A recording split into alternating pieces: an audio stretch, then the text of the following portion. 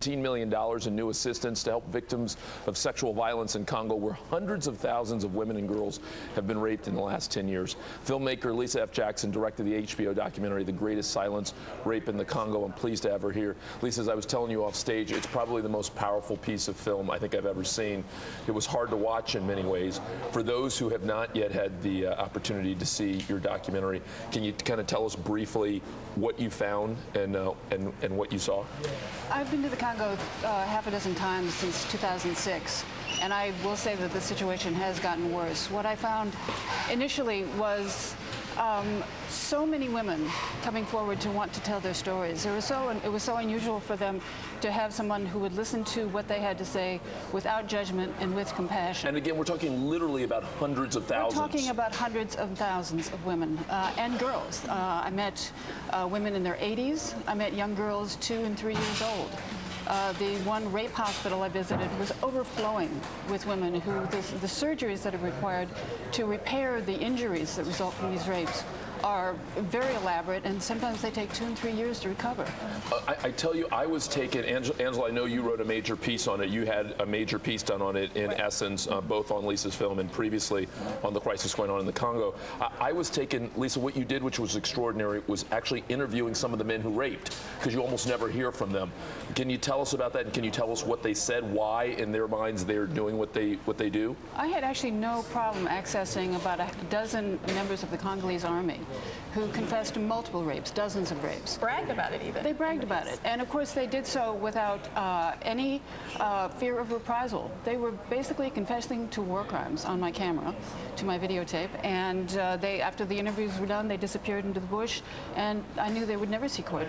They would never see any prison time. And they claim that it's the war that makes them do it. Part of it is a sort of a savage male prerogative that they feel they have to act out. They're not paid. This is going back to, of course, Mobutu's time in the 80s, when he told his army, "You have guns, pay yourself."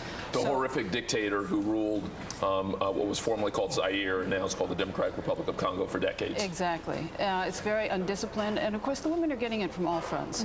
They're getting it from the army that is supposed to be protecting them. They're getting it from UN peacekeepers, and they're getting it from the Hutu militia, who have been living in the hills there since '95, since the Rwandan genocide. What's it really going to take to change this situation in the Congo? The international community is aware of what's going on. Every couple of years, a major piece gets done on it, whether it's your documentary or it's a major research study that comes out. But what is it going to take to really stop what's going on? And how much of race is a factor in this world's indifference to the situation in the Congo? I think it's a large part of it, Angela, actually. And I think that people think it's one of those internecine sort of African messes that it's very hard to understand. It's easy to understand. It's an economic war. There are resources that we all have in our blackberries. It's a mineral-rich country. That's exactly right, and we are all complicit in our own way. So I think Mrs. Clinton's visit can't just be the immediate moment. The pressure has to continue, and Kabila has to know that he cannot be allowed to be part of a country of civilized nations if he allows this to happen to his most vulnerable. And there are members of his own government that are culpable in this too. Lisa Jackson, your HBO documentary is absolutely powerful and important. Thank you for doing it.